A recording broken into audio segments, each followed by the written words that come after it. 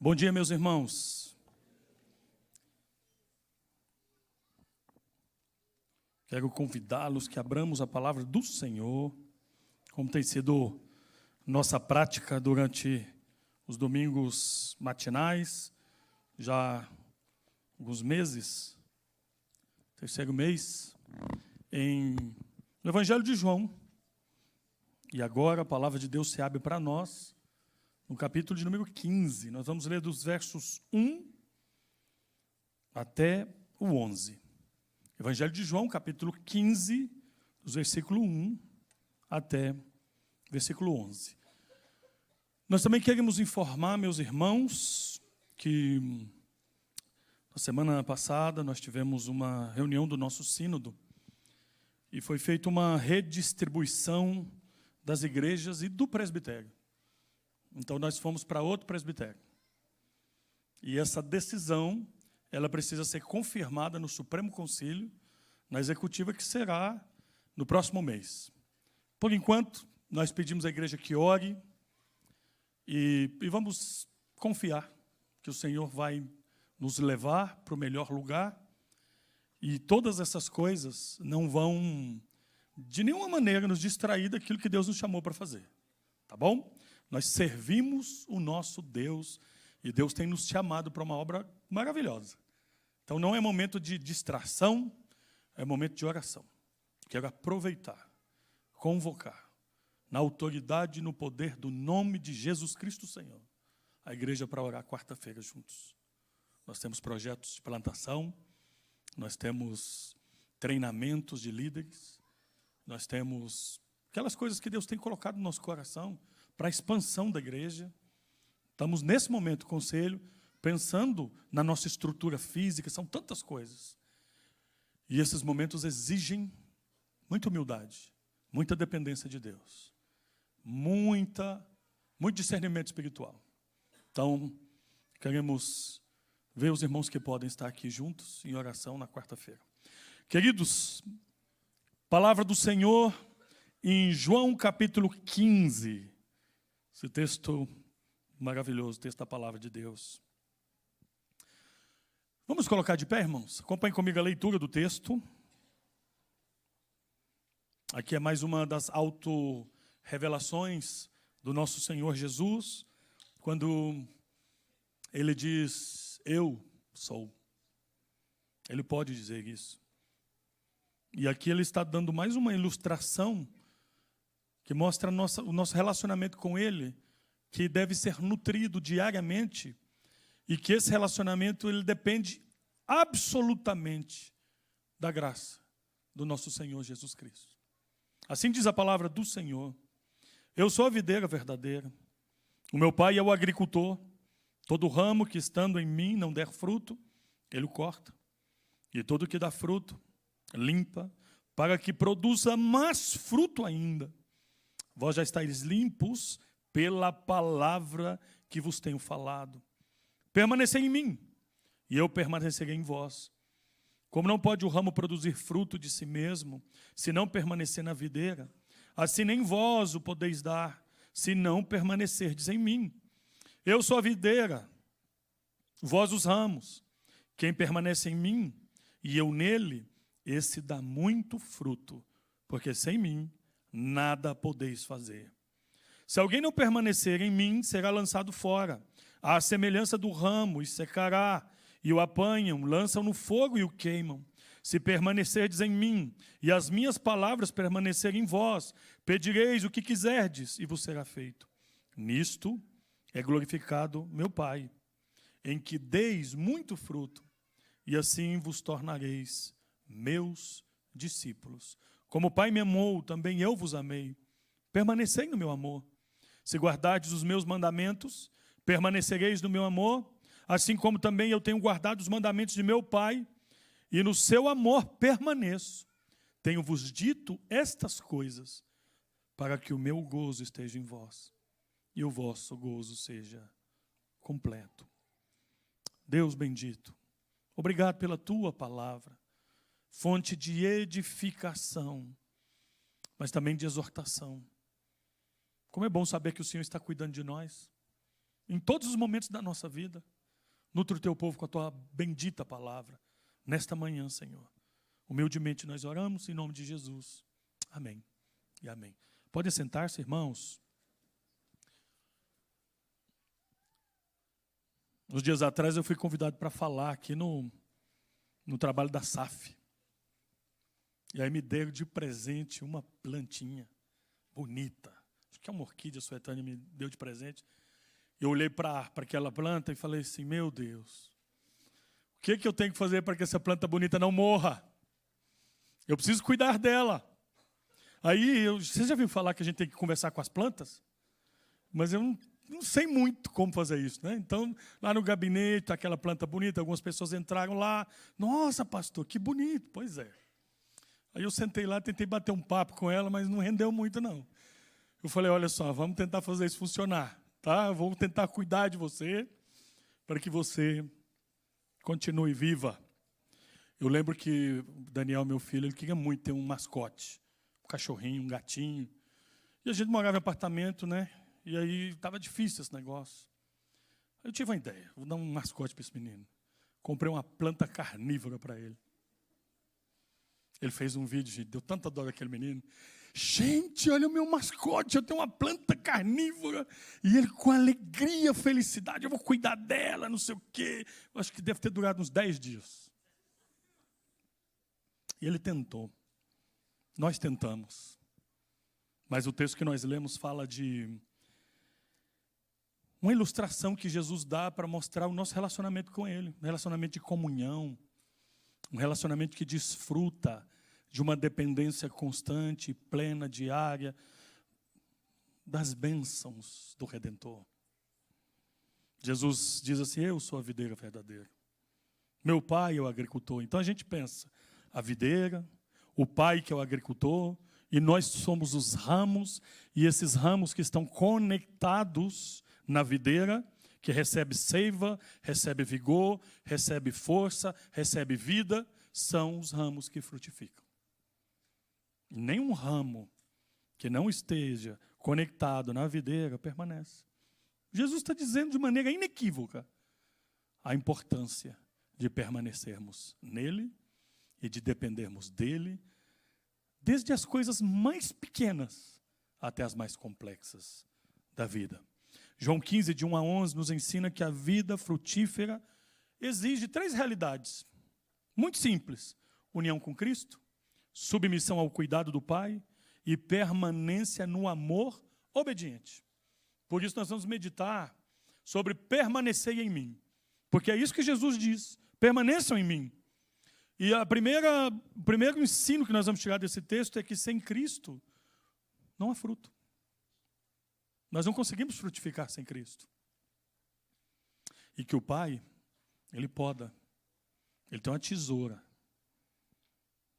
Mas Ele usa essa tesoura para podar, para que nós frutifiquemos mais. E também permanecer no amor de Cristo produz obediência e, inevitavelmente, a verdadeira alegria, o verdadeiro gozo. Então, esse é um dos textos mais profundos e pastorais do Evangelho de João.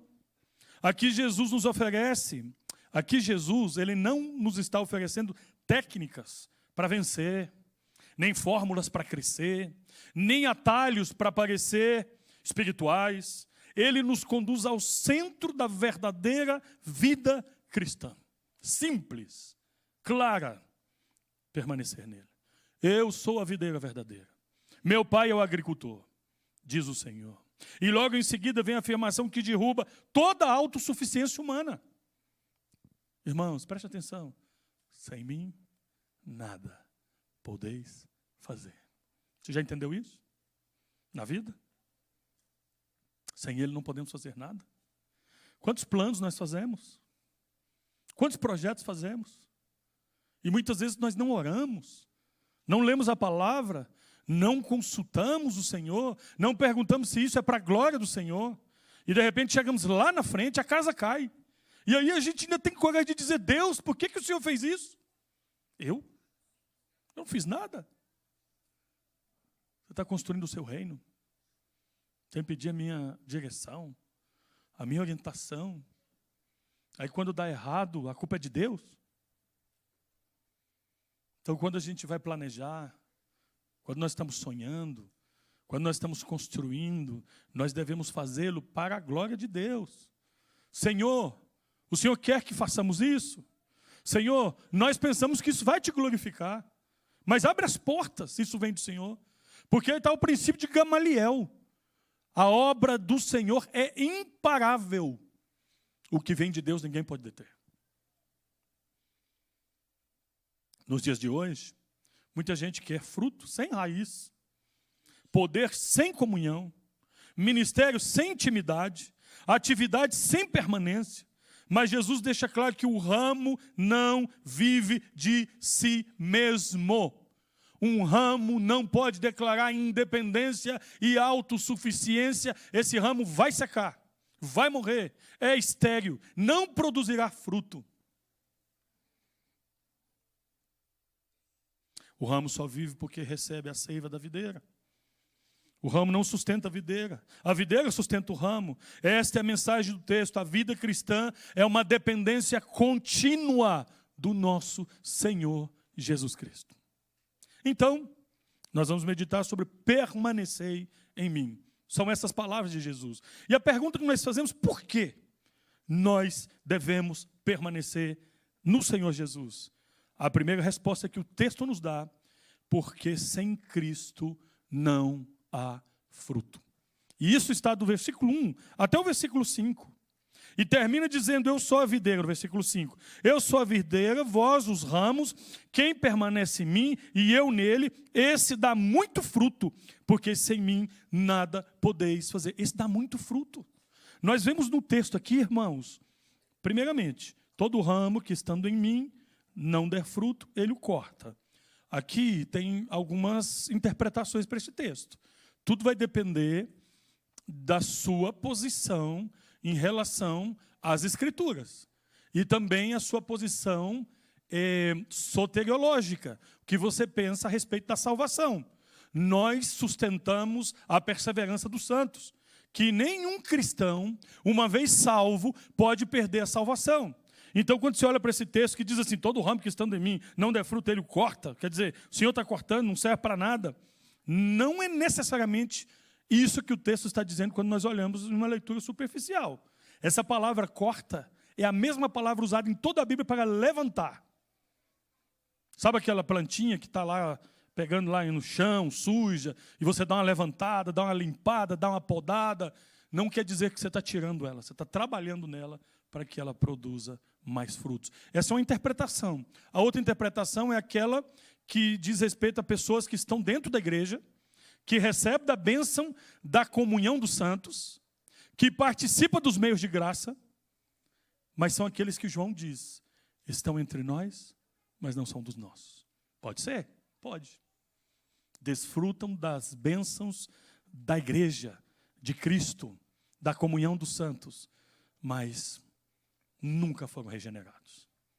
O que nós podemos afirmar categoricamente que esse texto se refere verdadeiramente aos verdadeiros cristãos que estão conectados com a videira e esses vão dar frutos, sim ou sim. Sim ou sim. Não tem outra opção. O verdadeiro cristão frutifica. Mas ele não frutifica por si mesmo. Ele depende completa e absolutamente do Senhor. Essa é a verdade que o texto quer nos ensinar. Jesus declara, eu sou a videira, vós os ramos, quem permanece em mim e eu nele, esse dá muito fruto, porque sem mim nada podeis fazer. É uma palavra clara, direta, sem rodeio. E esse texto está nos dizendo, e até, irmãos, é humilhante para o orgulho humano, que Jesus diga assim para mim, olha, sem mim você não pode fazer nada. Nada? É, nada. Mas espera aí, e aquelas coisas que os ímpios fazem, as coisas boas? A teologia chama isso de graça comum. E os homens ímpios sem Jesus podem fazer coisas boas, porque a boa mão de Deus está sobre a vida deles. E a graça comum é Deus freando a maldade humana para que não chegue até as últimas consequências, mas também é a graça que opera para que homens maus possam fazer coisas boas. E tudo está debaixo do controle absoluto de Deus. Nada foge do seu controle. Mas isso também confronta o nosso orgulho, a nossa prepotência, a nossa vaidade. Sem mim, nada podeis fazer. A verdade, irmãos, ele diz que sem ele, ou fora dele, não pode haver. Quer dizer, pode até haver. Pensemos assim, pode até haver movimento religioso. Mas geralmente esses movimentos religiosos são legalismo, moralismo. Tem muita gente que está dentro da igreja, às vezes ocupando até as nossas classes de escola dominical, mas que são moralistas, que ainda não entenderam o evangelho, que estão pensando que são abençoados e recebem a salvação, a vida eterna, porque são obedientes. O evangelho não fala isso. Nós somos abençoados, nós somos amados, não porque nós somos obedientes, mas porque Jesus já nos salvou. Essa é a graça de Deus. Se você consegue ter um bom casamento, não é porque você é bom, é porque a graça de Deus está sobre a sua vida. Se você tem bons filhos, filhos educados, é a graça de Deus sobre a sua vida. Se você tem sido uma bênção no seu trabalho, é a graça de Deus sobre a sua vida. Como diz lá o teólogo, é uma discussão quem falou isso, mas a questão é a seguinte: tudo de bom que aconteceu através da minha vida é a graça de Deus. Tudo ruim, pode jogar na minha conta, porque fui eu mesmo. E é assim. É a graça de Deus na nossa vida. Não podemos fazer nada sem Ele. Sem Jesus, pode haver a aparência de vida, mas não a seiva. Lembra da igreja lá do Apocalipse? Tem nome de quem vive, mas estás morta. Aparência de vivo, mas está morta. Jesus fala isso dos religiosos, dos fariseus, que tinham aparência de vida, mas Jesus diz, por dentro, sepulcros calhados. João Calvino, ele nos ajuda muito na compreensão desse texto. Ele diz assim, ninguém tem a natureza da videira até ser implantado em Cristo. Ou seja, por natureza nós somos estéreis, estávamos mortos nos nossos delitos e pecados, não damos frutos. Não damos frutos. A capacidade de frutificar não está em nós mesmos. Ela só aparece quando somos enxertados em Cristo. Paulo fala sobre isso. E aqui, Calvino está dizendo exatamente o que Jesus ensina em João 15. O ramo em si não é a fonte de vida. Tem um teólogo holandês que eu gosto muito dele. E vou citar muito esse camarada aqui, Herman Bavinck. Ele reforça essa mesma verdade quando ele afirma: a união com Cristo é a fonte de toda graça, e à parte dele nada podemos fazer, mas nele possuímos tudo o que precisamos. Nossa suficiência está em Cristo, irmãos. Essa frase é um eco de João 15, 5. Tudo que temos espiritualmente, temos em Cristo. Tudo que somos diante de Deus, somos porque estamos unidos a Cristo. E sobre esse mesmo ponto, olha o que Martinho Lutero diz. A fé é obra de Deus em nós. Ela nos transforma e nos faz nascer de novo a partir de Deus. Nada é inerente de nós mesmos. É tudo fora de nós. Nós recebemos. Somos objetos do amor de Deus. É Deus que opera em nós, tanto querer como realizar. É Ele quem coloca fé no nosso coração. É por isso que o teólogo diz assim, Senhor, dá a nós aquilo que o Senhor requer de nós. Senhor, me dá aquilo que eu preciso. A fé é um dom de Deus. Olha, presta atenção. Para que você creia, se arrependa, você precisa de fé. Quem te dá fé é Deus. Você e eu não fazemos nada. É humilhante mesmo. Dependemos de Deus para tudo. Não somos capazes. Não temos a força. Está aí a síndrome do He-Man, lembra? Castelo de Grayskull. Tem uma história por detrás disso. Eu tenho a força. Não temos. Nós não temos. Então nós dependemos completamente de Deus. A vida cristã, ela não é um projeto de aperfeiçoamento humano. Ela é obra sobrenatural da graça divina. O fruto não nasce do esforço da carne, mas da vida de Cristo operando na vida do cristão. Olha lá o que diz o Salmo 1, salmo que nós gostamos tanto. Antes o seu prazer está na lei do Senhor, e na sua lei medita de dia e de noite. Ele é como árvore plantada junto a correntes de águas, que no devido tempo dá o seu fruto, cuja folhagem não murcha. Tudo quanto ele faz será bem sucedido. Ele dá fruto, porque ele está plantado. Aquela árvore ali colocada no Salmo 1, não é uma árvore que está por acidente, perto do ribeiro de águas. Diz o texto que foi plantada, intencionalmente colocada ali. Sabe o que significa isso? É Deus quem nos coloca nas fontes de vida, nas que necessitamos para viver. É Ele que faz isso. Não é uma semente que foi lançada por acaso. Nós não somos frutos da casualidade. Nós somos planejados desde a eternidade. Cada um dos nossos passos, cada um dos nossos dias, a nossa substância foi vista ainda informe diante dos olhos de Deus. E o Senhor já tinha escrito e determinado todos os nossos dias, quando nenhum deles havia ainda. O Senhor nos planta, o Senhor nos coloca. Isso é fruto de uma decisão firme, intencional. Não é um acidente. Não é um acidente. Você não é um acidente. De repente você escutou que os seus pais não te planejaram. Ou até tentaram aborto. Mas Deus não quis. Porque Ele tinha um plano para a sua vida. Porque Ele sim te planejou. Ele te fez como você é.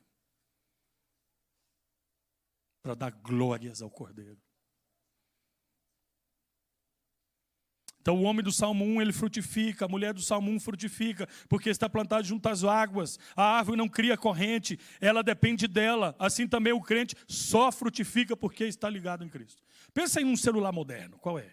iPhone quê? 17 Pro Max. Né? As crianças já estão sabendo disso aí. Não é não, Bernardo? É bom isso aí? 17 Pro Max? Bom, então tá bom. Então sabe, pensa num celular moderno, caro, veloz, cheio de recursos. Tem memória, câmera, aplicativos, desempenho. Mas se ele estiver sem bateria, sem carga, tudo isso fica inútil. Não serve para nada. Ele está lá, continua bonito, talvez sofisticado, impressionante, mas não funciona. Assim também é a vida de quem tenta viver sem comunhão com Cristo. Pode ter talento, pode ter estrutura, pode ter agenda, pode ter nome, pode ter influência, mas sem a presença de Jesus não há força espiritual para dar frutos. Aí eu preciso te fazer uma pergunta, irmão, que eu fiquei pensando nela a semana toda. Quais são os frutos da sua vida? Que frutos o Cordeiro recebe no altar das suas mãos, dos seus dias, da sua existência, do seu fôlego de vida. Eu gosto muito daquela canção, que é das antigas, que diz: Senhor, eu olho nas minhas mãos e não vejo nada de bom para te oferecer. Nada. Eu também lembro de um missionário que foi pregar no interior de Minas Gerais, história verídica. E aí pregou, falou sobre a obra missionária, falou sobre, nós somos missionários aqui, acolá, no bairro, na vizinhança, não é só no estrangeiro, mas nós precisamos entregar nossa vida ao Senhor. Nós precisamos dizer: eis-nos aqui. E tinha uma menininha de 8 anos, ouvindo. Deus tocou no coração dela. E na hora da oferta missionária, como as crianças fizeram aqui, ela não tinha nada. Aí os diáconos passaram aquele cestinho, sabe? Aí ela queria entrar lá dentro. Ela entendeu tudo. Eu não tenho recursos monetários, mas eu tenho uma vida. E eu quero dar toda ela para o Senhor. E para a glória do Senhor. Talvez o problema de alguns não seja falta de capacidade, mas falta de conexão com a videira. não é ausência de movimento, é ausência de comunhão com Deus. Já não ora, já não lê a palavra, já não adora com fogo no coração, já não celebra a vida. Tudo é um peso. Obedecer é um peso. O ministério é uma carga. Os dons espirituais estão enterrados. O coração já não vibra mais com as coisas de Deus. Irmão, irmã, isso é um sintoma de que você precisa se arrepender e urgentemente voltar para os braços do Redentor. E a grande notícia é que Ele é o Pai que está lá no portão esperando, com os braços abertos. Volte à fonte. Reorganize a sua vida ao redor da presença de Cristo.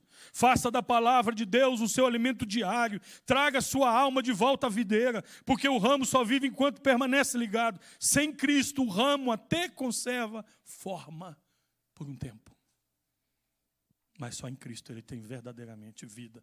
E vida superlativa, porque ele diz: eu vim para que vocês tenham vida e a tenham em abundância. Por que nós temos que permanecer em Cristo, meus irmãos? Porque o Pai poda para frutificarmos mais. Diz o texto: todo ramo que dá fruto, limpa, para que produza mais fruto ainda. Mas o que é isso? Ou seja, o ramo está produzindo fruto e mesmo assim ele recebe a poda. Por que Cristo está falando sobre isso? Ele mesmo responde de maneira muito simples: para que esse ramo produza mais fruto ainda. Irmão, Deus tem uma tesoura espiritual, tá? Ele vai apagando as arestas. Além da tesoura, ele tem uma maquininha de moer crente. Pega a gente pelo pé, bota de cabeça para baixo, faz assim, e você, ele está passando, sei lá. Pega aí, não tá bom não, mais um pouquinho, vai lá. Entendeu? Por que ele faz isso? Para destruir-nos? Não. Para que demos mais frutos. Porque Ele nos ama. Porque Ele está fazendo uma obra maravilhosa na nossa vida. Porque Ele está cuidando de nós. Porque nós não somos...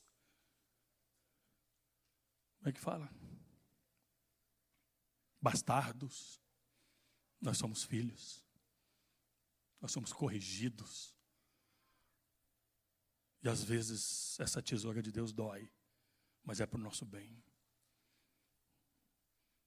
Isso significa que nem mesmo o ramo frutífero está isento do tratamento de Deus. Olha, Jó, a gente pensa que toda vez que nós estamos sendo provados é por causa do pecado, e não é. Às vezes o que Deus quer é levar-nos a um nível de conhecimento e de adoração muito mais profundo do que nós já experimentamos na nossa vida. Isso pode significar sofrimento, dor. Então, o Pai não apenas planta, Ele também poda. Não apenas sustenta, Ele purifica. Não apenas dá vida. Ele está trabalhando amplamente na nossa vida com o propósito de que todos nós frutifiquemos. Então, às vezes, nós estamos conquistando coisas nesse mundo. E aí, uma folhinha mais aqui. Aí você vai lá, passou naquele concurso. Outra folhinha mais aqui. Aí você comprou aquela casa, outra folhinha aqui. Aí você comprou aquele carro, outra folhinha aqui. E aí você diz: o que mais que eu preciso ter? Ter. E Jesus está dizendo: eu quero que você seja. Ser é mais importante que ter. Então ele pega a tesoura e apaga aqui. Apaga aqui. Apaga aqui. Continua. Vai apagando. Porque Ele nos ama. Muitas vezes nós queremos fruto, mas nós não queremos processos. Nós queremos tudo rápido. Mas Deus quer que nós vivamos os processos. Jesus fala para os discípulos: olha aqui, ó, nós estamos desse lado de cada margem, vamos passar lá do outro lado. Porque eu tenho algo para dizer e ensinar para vocês lá do outro lado. E eles vão. Para onde eles foram, vocês lembram? Para o meio da tempestade, para o meio de uma grande tormenta, e talvez o coração daqueles discípulos: por que Ele nos enviou para o meio da prova? Foi Ele que enviou, foi. Só que Ele disse: nós vamos nos encontrar lá do outro lado. Essa é a sua promessa. Então os discípulos podiam falar: pode cair o mundo aqui, Estou nem aí, ele falou que nós vamos encontrar lá, eu confio nele, vou dormir aqui, vou descansar aqui. É assim que nós reagimos? Os pescadores profissionais estão desesperados. Sabe por quê? Porque nós temos que viver processos para chegar do outro lado. Entre o aqui e o lá, tem um negocinho aqui chamado processo. E às vezes dói. Mas Deus está nele para nos aperfeiçoar para a glória do seu próprio nome.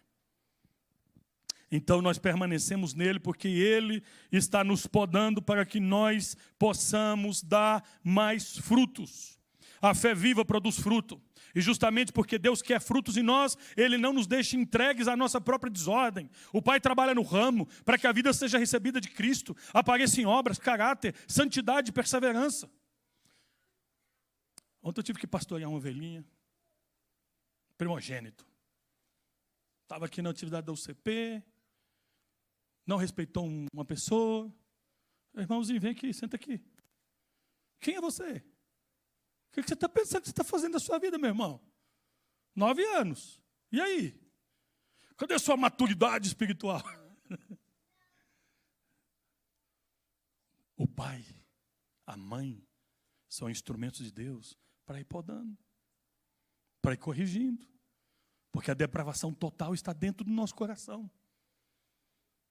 Às vezes é duro esse processo. Agora imagina o pai perfeito. Ele está fazendo isso conosco. Porque nós somos filhos. E Ele nos ama. E nos amou até o fim.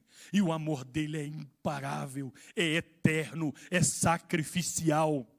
A ponto de Jesus ocupar a cruz no nosso lugar. Martinho Lutero diz assim: a fé não pode deixar de praticar boas obras constantemente. Esses são os frutos, diz o texto, que nós fomos criados para a glória de Deus, para que andássemos nas boas obras que o Pai as preparou de antemão. Isso tem a ver com os frutos. E é tão impossível separar fé e obras quanto separar o calor e a luz do fogo. É isso que o texto também vai dizer aqui em João 15. O fruto não é a raiz da salvação, mas é a sua evidência. O ramo não produz para se tornar ramo. Ele produz porque está vivo, conectado na videira, recebendo a seiva. Então o Senhor está trabalhando na nossa vida. Olha só, Hebreus 12:1. Toda disciplina, com efeito, no momento, não parece ser motivo de alegria, mas de tristeza. Ao depois, entretanto, produz fruto pacífico aos que têm sido por ela exercitados, fruto de justiça. Porque Deus está trabalhando em nós, mesmo quando Ele nos disciplina, mesmo quando a tesoura de Deus nos poda. Olha lá, Gálatas 5:22. Mas o fruto do Espírito é amor, alegria, paz, longanimidade, benignidade, bondade, fidelidade, mansidão, domínio próprio. Contra estas coisas não há lei. Hebreus mostra que a disciplina dói, mas produz fruto. Gálatas mostra que esse fruto tem nome: amor, paz, domínio próprio, mansidão, etc. Deus não está apenas interessado em nos manter de pé. Ele quer que sejamos parecidos a Jesus Cristo. Esse é o propósito da igreja. Esse é o propósito do discipulado. Ser parecidos com Jesus. Quando uma árvore é podada, a primeira impressão é de perda. Galhos são removidos, excessos são cortados, volume é reduzido. Quem olha sem entender pensa que a planta está sendo prejudicada. Mas quem conhece o cultivo sabe, a poda é um ato de cuidado. Ela fortalece, direciona, protege, prepara a árvore para dar fruto melhor. Assim também Deus faz conosco. Existem coisas que Ele tira, não porque nos odeia, mas porque nos ama demais para nos deixar improdutivos. Hoje nós não entendemos. Mas pode ser que amanhã nós vamos entender. Ou pode ser que não vamos entender nunca, nem na glória. Nós não vamos ter nem querer perguntar por quê. Mas Deus está fazendo uma obra maravilhosa na nossa vida. E talvez você esteja vivendo um momento de poda hoje. Uma porta se fechou, uma segurança foi mexida, um orgulho foi exposto, uma área da vida entrou em disciplina. Não conclua, irmão, rapidamente que você foi abandonado por Deus. Às vezes, justamente quando Deus mais trabalha, nós menos entendemos. A tesoura do Pai pode te ferir por um momento, mas ela está a serviço do reino e do fruto. E frutos dignos de arrependimento. Não desperdice o processo. John Piper, quando teve câncer, ele escreveu um livro, Não Desperdice o Seu Câncer. Deus quer te ensinar. Em vez de perguntar apenas por que isso está acontecendo, pergunte também que fruto o Senhor quer produzir em mim. Deus não está apenas tirando algo de você. Ele está formando algo em você. E é precioso. A tesoura do Pai não é contra o ramo. Presta atenção. A tesoura do Pai não é contra o ramo. A tesoura do Pai é contra tudo que impede o ramo de frutificar. Ele quer que produzamos frutos. E por fim, permanecer em mim. Por que eu devo permanecer em Cristo?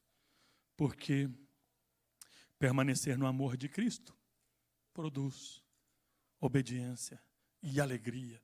Irmãos, você tem visto aí muita gente triste?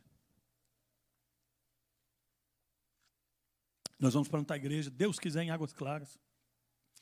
Saber que é um dos lugares com mais índice de suicídio, de tristeza, depressão.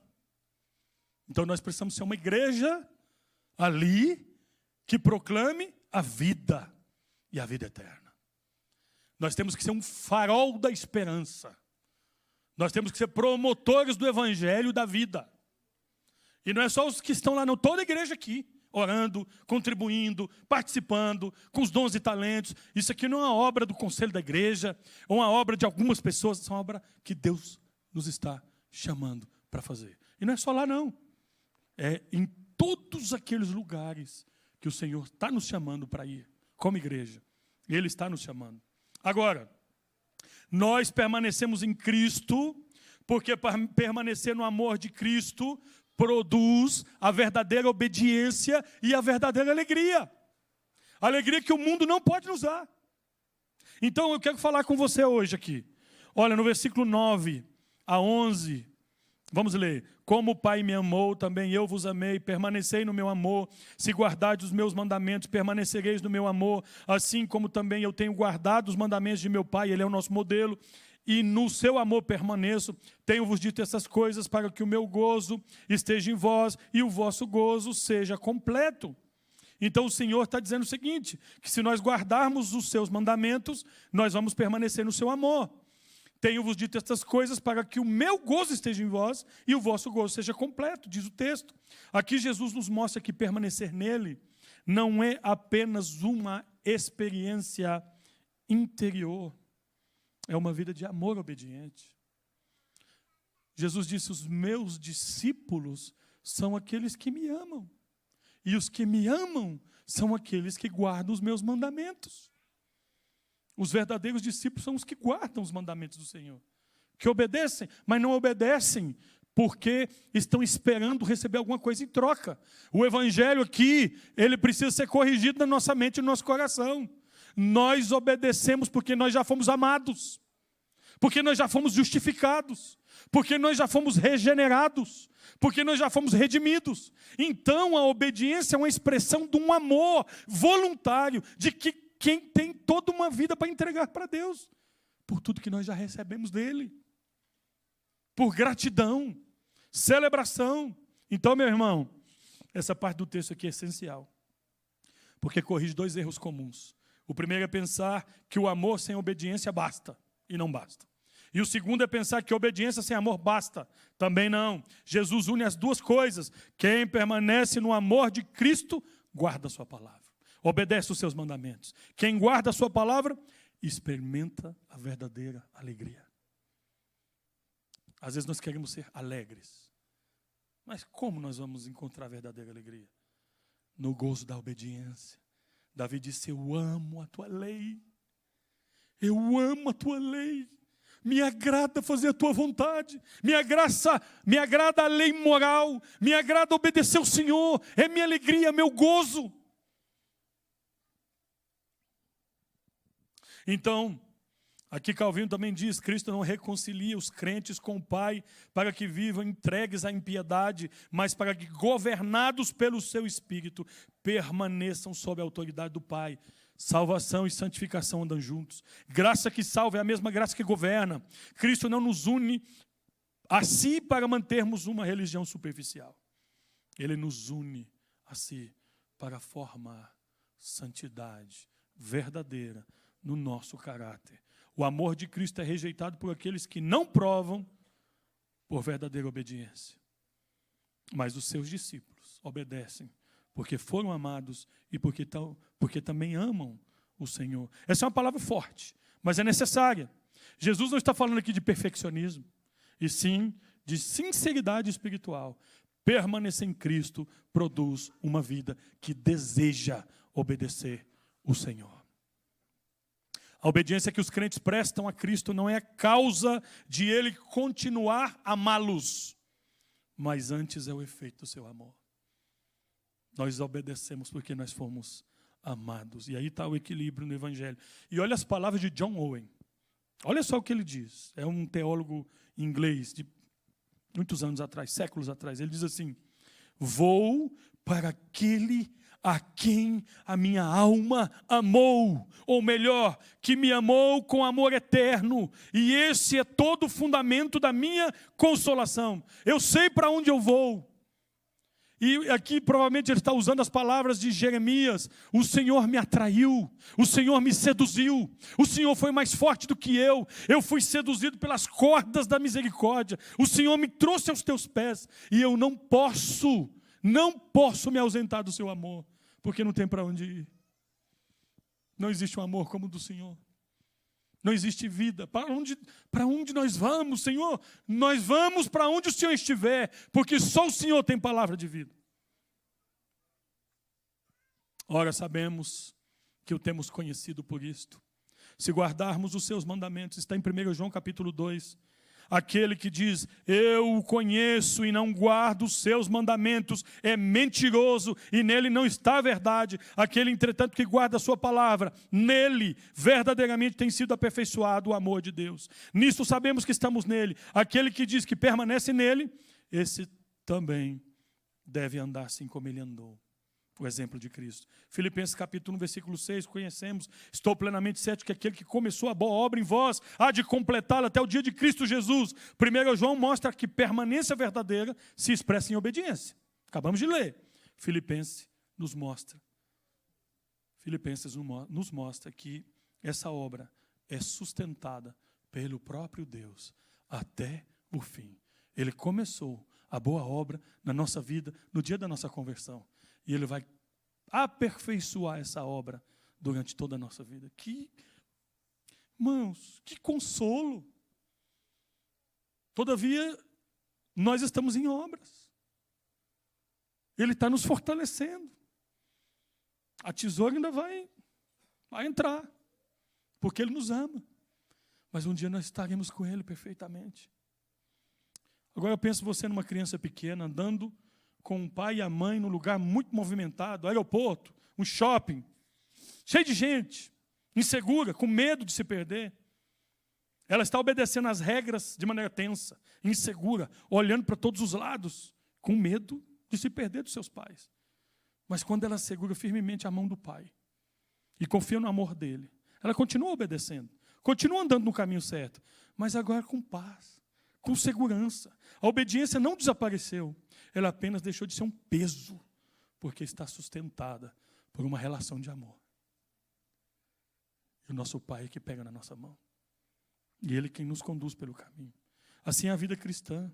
Quem tenta obedecer a Jesus, sem desfrutar do amor de Jesus, transforma a fé, sabe no quê? Em cansaço.